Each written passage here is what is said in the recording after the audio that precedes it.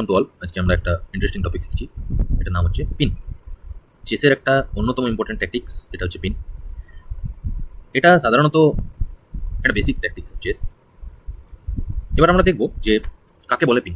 Pin হচ্ছে সাধারণত একটা বেসিক কনসেপ্ট যদি দেওয়া হয়, তো পিন একটা লং রেঞ্জ পিস যখন একটা শর্ট রেঞ্জ পিসকে অ্যাটাক করে, আর এমনভাবে অ্যাটাক করে যে এই পিসটা, লাইক এখানে যদি আমি সার্কেল করি, এই পিসটা এই পিসটা এই পিসটা, এরা তিনজনই প্রোটেক্ট করে রেখেছে কাকে? কিংকে। কাদের থেকে? এই বিশপটা, এই রুকটা আর এই কুইনটাকে। তো এখন যদি আমি বলি এই কুইনটা, এই বিশপটা আর এই রুকটা, এরা তিনজনই এই বিশপ রুক আর নাইটটাকে পিন করে রেখেছে। কথাটা যথাযথ হবে।